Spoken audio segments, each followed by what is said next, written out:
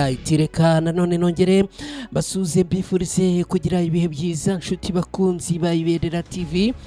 Nizere ko mumeze neza kandi mukomeje kugira ubuzima bwiza. Nizere ko uyu munsi wa gatanu komeje kubabera mwiza. Twinjiye makuru rero agezweho kuri aya masaha ku Ibendera TV. Reka mbibutse ko hari amakuru n'ubundi tugiye kubagezaho, n'amakuru kandi agiye kwitsa no kwibanda kuri izi ngingo z'ingenzi zikurikira. Turaza kumanuka Rusenda ni muri Kivu y'Amajyepfo muri Repubulika Iharanira Demokarasi ya Kongo. Aka gace ibintu birimo kuhabera ni ibintu bikomeye cyane. Amakuru aturuka ngaha avuga ko abasirikare b'u Burundi biyambuye imyenda amaguru bakayibangira ingata. Ndaje mukanya nkwereke uko ibintu byose byagenze. Muri teritwari ya Fizi hari amakuru aturuka ngaha avuga ko bamwe mu basirikare ba FARDC na Wazalendo barimo guhungira mu tuzu tw'indaya akara bariho bajya kwihisha. Kugeza ubu rero byamaze kumenyekana ko abarwanyi b'intare za Sarambwe ngo barimo kugenda kubapfupunuramo. Turaza kunyarukira muri teritwari ya Rubero. Umusirikare wa FARDC arashinjwa kurasa agakomeretsa umusivile ani mu kahe gace. Aje mu kanya gatoya tubyinjiremo ku buryo burambuye, nkubwira agace kariko ariko nkubwire nicyo abaturage kugeza ubu ngubu abarimo gusaba.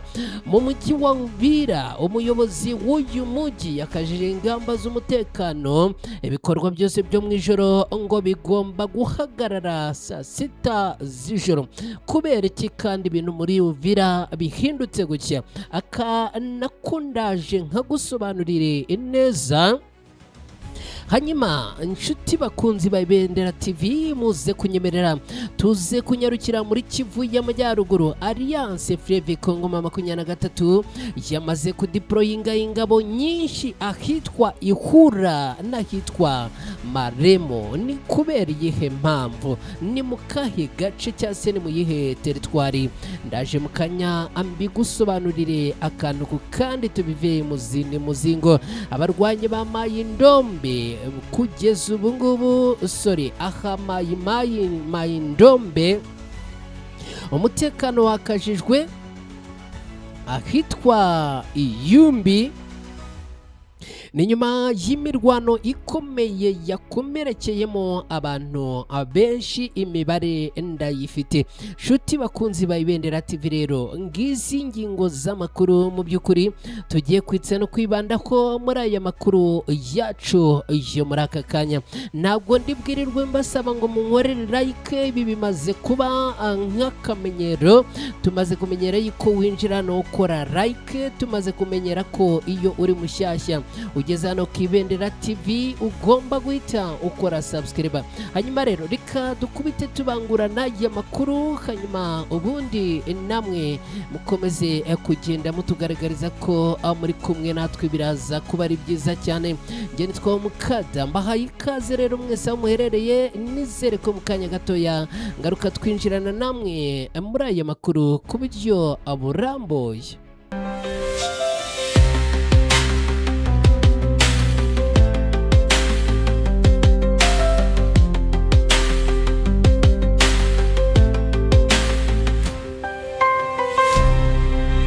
Alright, nanone nongeye kubaha ikaze inshuti bakunzi bacu. Nizere ko abantu mudukurikiye muherereye mu bice bitandukanye mwese mumerewe neza. Mbahaye ikaze mwese rero. Reka tumanuke n'amakuru dukubite tubangura. Murababona aba n'abarwanyi b'u Burundi tayari ubu ngubu abarimo kana kibuno mpamaguru. Amakuru aravuga yuko abasirikare b'u Burundi barimo gukizwa n'amaguru ahangaha. Aha ni muri teritwari ya Fizi muri Kivu y'Amajyepfo muri Repubulika Iharanira Demokarasi ya Kongo. Imirwano ikomeje kubera mu bice bya Rusenda ni muri teritwari ya Fizi. Kugeza ubu imirwano iravugwamo amakuru avuga ko bamwe mu basirikare b'u Burundi bari ku ruhande rwa leta ya Kongo basubiye inyuma mu buryo bwihuse nyuma y'igitutu cy'imirwano ikomeye abokejweho n'abarwanyi b'intare za Sarambwe, bityo kugeza amagingo aya ngaya tuvugana kabivuga yuko aba barwanyi ngo barimo kugira gutya bakivanamo imyenda ubundi bakiyambura intwaro bakajugunya ubundi amaguru bakayabangira ingata. Amakuru aturuka ahangaha aravuga yuko ibi birimo kuba biturutse ku ntandaro y'imirwano ikomeye cyane n'imbaraga ndetse n'imiriro abarwanyi ba Alliance Fleuve Congo 23 abarimo kubotsaho, nk'uko amakuru aturuka mu masoko yacu aherereye muri aka gace abivuga ngo abarwanyi ba Alliance Fleuve Congo 23 na twirwaneho bakomeje gusatira ibice bikikije aka gace ka Rusenda, nyuma y'uko urwanyi b'intare za Sarambwe barimo kugenda bakaza umurego muri teritwari ya Fizi muri gahunda n'ubundi bafite yo kwataka ndetse no kwinjira mu mujyi wa Uvira. Kugeza ubu amakuru akaba avuga yuko imirwano irimo kubera mu duce dutandukanye turimo anahitwa Kirumbi n'ahandi misozi miremire yaha muri teritwari ya Fizi muri Kivu y'Amajyepfo muri Repubulika Iharanira Demokarasi ya Kongo. Amakuru aravuga ko imirwano imeze nabi kugeza ubu ngubu tuvugana. Nshuti bakunzi ba Ibendera TV, murankurikiye, murahari mu by'ukuri, like zanyu ndazikeneye cyane. Hanyuma rero aya makuru aravuga ko ubwo imirwano yakazaga umurego, bamwe mu basirikare b'u Burundi bahisemo gusubira inyuma kugira ngo birinde kuraswa no kugotwa n'abarwanyi b'intare za Sarambwe. Hari n'abavuga ko ibi byatewe no kuba ngo ibikoresho byabo bitagaragaza imbaraga zikomeye cyane ugereranije n'ibyo abo ku ruhande rw'intare za Sarambwe barimo guhangana nabo abafite.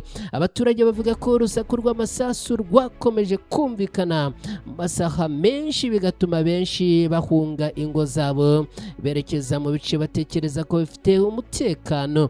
Ari impungenge ko imirwano ishobora gukomeza kwegera utundi duce tw'ingenzi two muri teritwari ya Fizi. Aya makuru aje nyuma y'uko mu minsi ishize havuzwe imirwano ikomeye hagati ya FARDC, Wazalendo n'abarwanyi ba Alliance Fleuve Congo 23 mu bice bitandukanye bya Fizi. Impande zombi zikomeje kuvuga ko ziri kugera ku ntsinzi ku rugamba, ariko biragoye kwemeza mu buryo bwigenga uko ibintu kugeza ubu bihagaze. Abasesenguzi mu bya politike mpuzamahanga baravuga ko niba koko imirwano ikomeje muri aka karere bishobora kongera umubare w'abaturage bahunga no guhungabanya ubuzima n'ubuhahirane muri Fizi no mu bice bikikije uyu mujyi wa Baraka.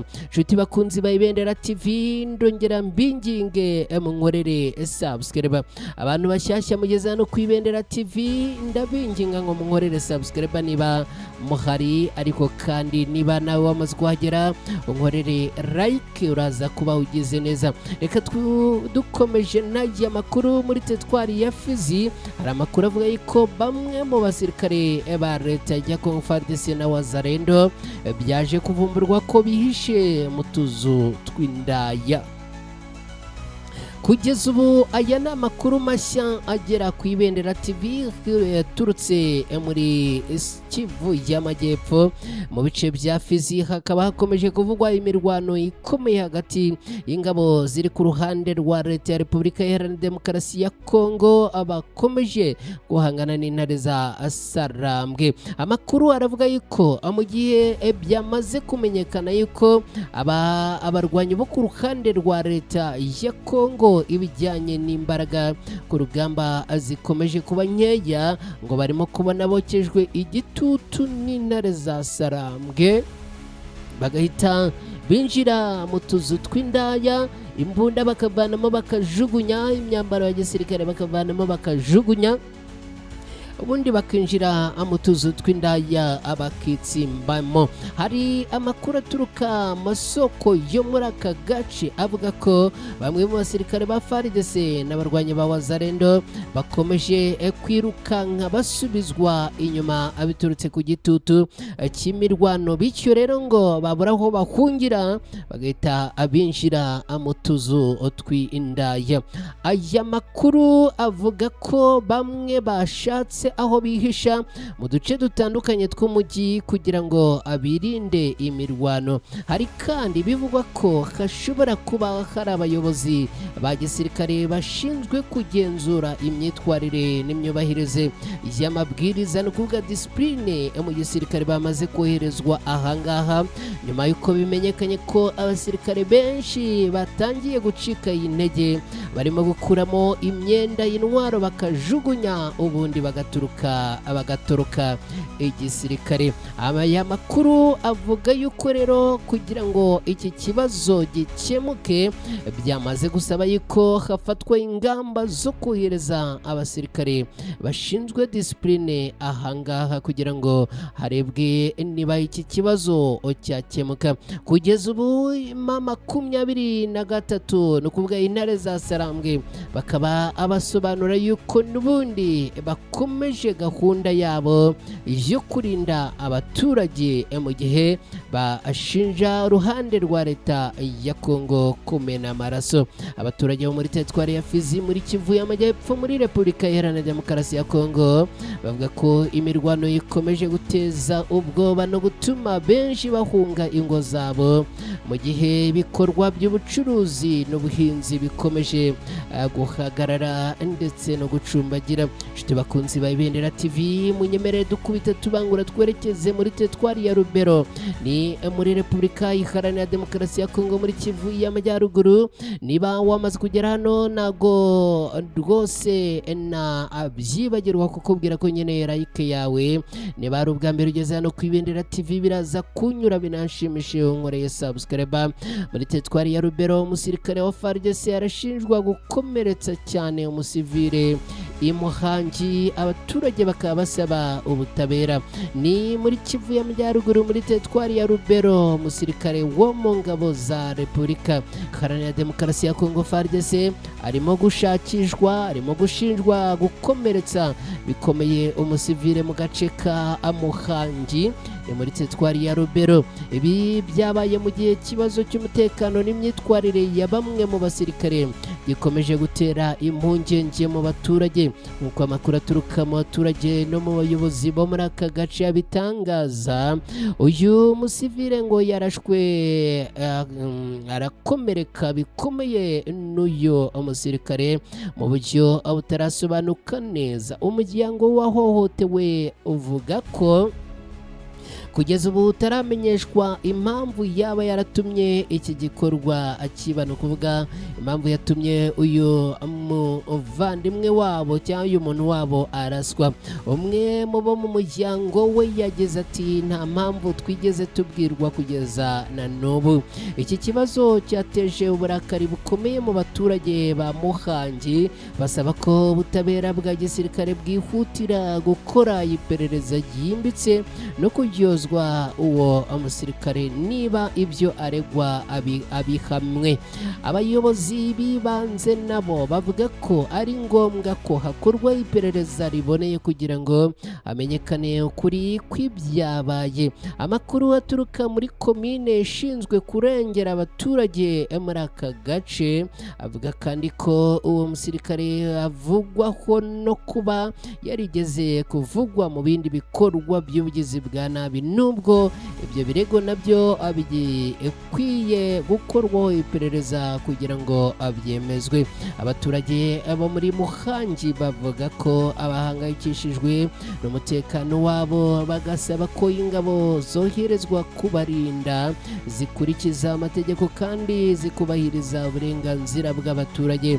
Bavuga ko ibikorwa nk'ibi bishobora gutuma icyizere abaturage bari bafitiye inzego z'umutekano kigabanuka. Kugeza ubu ubuyobozi bwa FARDC cyangwa ubutabera bwa gisirikare ntiburatangaza ku mugaragaro niba uyu musirikare yafashwe cyangwa niba hari dosiye yamaze gufungurwa. Iperereza rirakomeje mu gihe abaturage agitegereje ko kuri kumenyekana kandi babigizemo uruhare bakagezwa imbere y'ubutabera kugira ngo babiryozwe.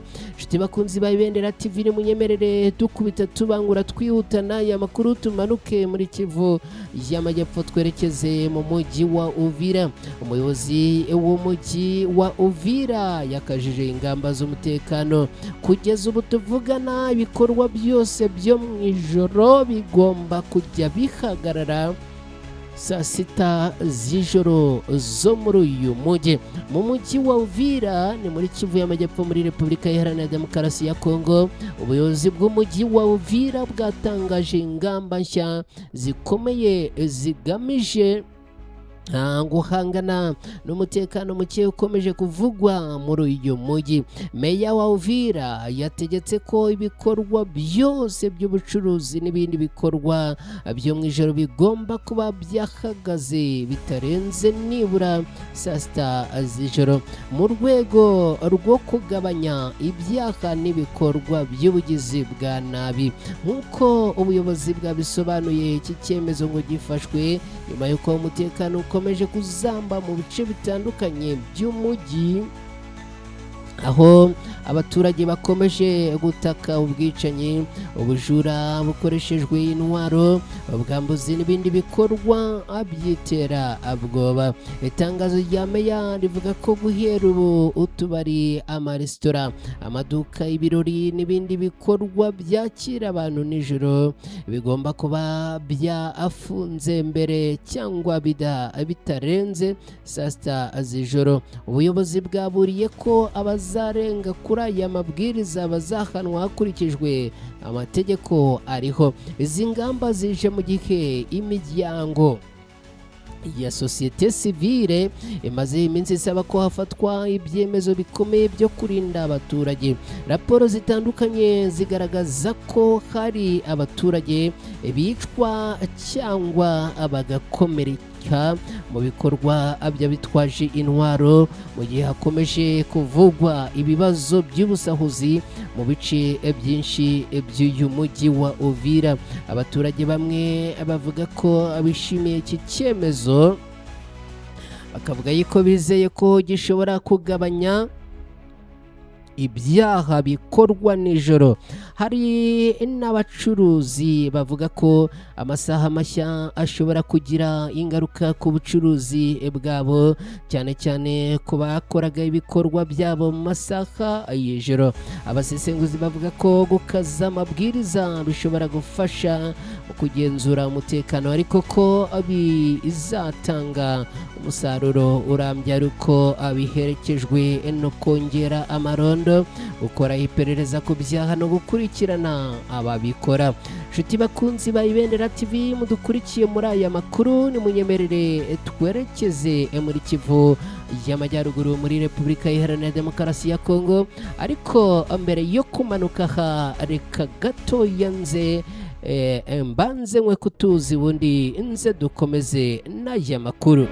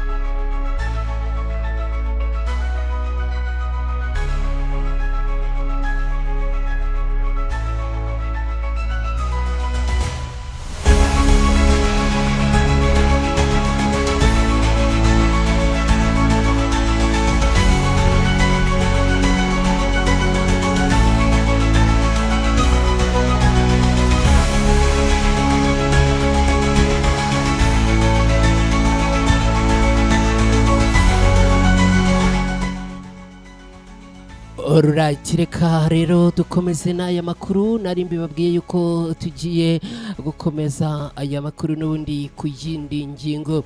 Dukomeje rero twerekeze muri Kivu y'Amajyaruguru muri Repubulika Iharanira Demokarasi ya Kongo. Alliance Fleuve Congo ma 23 yohereje ingabo ahitwa Ihura na Maremo ni muri teritwari ya Masisi. Amakuru agera ku Ibendera TV aravuga ko Alliance Fleuve Congo ma 23 yohereje izindi ngabo mu bice bya Ihura na Maremo. Abaturage n'abayobozi bo mu nzego zibanze bavuga ko ibi bishobora kuba ari ikimenyetso cy'uko hashobora kongera kubaho imirwano ikomeye muri aka gace. Nk'uko amakuru aturuka mu baturage abivuga, izi ngabo ngo zoherejwe nyuma y'iminsi mike gusa habaye imirwano ikaze hagati y'abarwanyi b'intare za Sarambwe n'imitwe ya Wazalendo. Nubwo kugeza ubu ngubu nta mirwano mishya iratangira muri ibi bice, impande zombi zikomeje kongera ingabo ku mirongo y'imbere ku rugamba. Abaturage batuye hafi ya Masisi Centre bavuga ko bafite ubwoba ko imirwano ishobora kongera kubura isaha iyo ari yose, cyane cyane nyuma y'ibyabaye mu duce twa Nyabyondo, Kinyumba, Kani na Rona, aho abaturage benshi bahunze kubera urusaku rw'amasasu y'intwaro ziremereye. Abasesenguzi mu bya gisirikare baravuga ko kohereza izindi ngabo bishobora kuba bigamije gukomeza ibirindiro cyangwa kwitegura ibindi bikorwa bya gisirikare. Icyakora ntabwo bihita bisobanura ko igitero gishya cyatangiye, kuko na ruhande na rumwe ruratangira kwataka urundi ku mugaragaro. Kugeza ubu abarwanyi b'intare za Sarambwe bakaba bakomeje kugenda bagaragaza imbaraga hirya no hino mu bice bitandukanye. Icyakora ibikorwa byo kongera ingabo n'imyiteguro ku mpande zombi bikaba bikomeje kugenda bigaragara hirya no hino, nubwo bivugwa yuko birimo gutuma abaturage bagira impungenge. Imiryango itabara n'abayobozi bo mu nzego zibanze bakomeje gusaba impande zose kwirinda ibikorwa bishobora gushyira abasivile mu kaga no kubahiriza amategeko mpuzamahanga arengera abaturage mu bihe by'intambara. Mu gihe ibintu bikomeje guhindagurika muri teritwari ya Masisi, abaturage bavuga ko icyifuzo cyabo cya mbere ari ukubona amahoro arambye kugira ngo basubukure ubuhinzi, ubucuruzi n'ibindi bikorwa byari byarahungabanyijwe n'intambara imaze igihe muri aka karere. Nshuti bakunzi ba Ibendera TV, muri kumwe natwe ndimo gukubita mbangura gahunda, twebwe no kubagezaho amakuru, hanyuma agakunda namwe akaba ari ukuyagiramo uruhare rurambuye. Twerekeje Mai-Ndombe, umutekano wakajijwe ahitwa Iyumbi nyuma y'imirwano ikomeye yakomerekeje abantu bagera ku 8. Ubuyobozi bw'intara ya Mai-Ndombe bwatangaje ko bwakajije ingamba z'umutekano mu mudugudu wa Nkoro uherereye muri teritwari ya Yumbi nyuma y'amakimbirane hagati y'imiryango y'Abatende n'Abanunu yasize abantu 8 bakomerekejwe ndetse n'inzu 2 zikangirika. Nk'uko amakuru yatangajwe n'inzego z'umutekano abivuga, y'amakimbirane yaturutse ku kutumvikana kwishyingurwa y'umurambo mw'irimbi rifatwa nk'iry'umuryango w'Abatende. Umuryango w'Abanunu warwanyije iryo shyingurwa, maze nyuma y'uko umurambo ushyinguwe bivugwa ko wongeye gutabururwa ugatereranwa mu byatsi. Icyo gikorwa rero cyase gikurikirwa n'imirwano ikomeye hagati y'impande zombi. Guverineri wa Mai-Ndombe yitwa Nkoso Kevani yatangaje ko leta yahise yohereza abasirikare ba FARDC n'abapolisi kugira ngo bagarure ituze kandi barinde abaturage. Yavuze ko kugeza ubu umutekano wongeye kugaruka muri Nkoro kandi ko akomeje ibikorwa byo gukumira ko amakimbirane nk'aya kongera kuba. Guverineri yavuze ko umuyobozi w'intara ari gukora ibishoboka byose kugira ngo bagabanye ubushyamirane hagati y'iyi miryango yombi. Ashimangira ko amahoro n'umutekano ari byo abishyizwe imbere. aya makimbirane yongeye kwibutsa abaturage amateka mabi ya Yumbi yo mu mwaka w'2018 ubwo imvururu hagati y'Abatende n'Abanunu zahitanaga abantu barenga 535 ndetse zigatuma hafi 20,000 by'abaturage bose bahunga ingo zabo. Ni imwe mu mpanuka zikomeye zishingiye ku makimbirane yabayeho hagati y'imiryango zabaye mu burengerazuba bwa Repubulika Iharanira Demokarasi ya Kongo. Kugeza ubu ubuyobozi bw'intara busaba abaturage kwirinda ibikorwa byose bishobora kongera guteza amakimbirane no gukemura ibibazo binyuze mu biganiro. Inzego z'umutekano zikaba zikomeje gucunga ako gace kugira ngo amahoro abe yakongera kugaruka burundu. Nshuti bakunzi ba Ibendera TV, ibintu bikaba bikomeje gukomera no gufata intera yo ku rwego rwo hejuru. Hanyuma rero amwe mwese twabanye muri aya makuru, ni munyemerere mbashimire, mwakoze kubana natwe, mugire ijoro ryiza.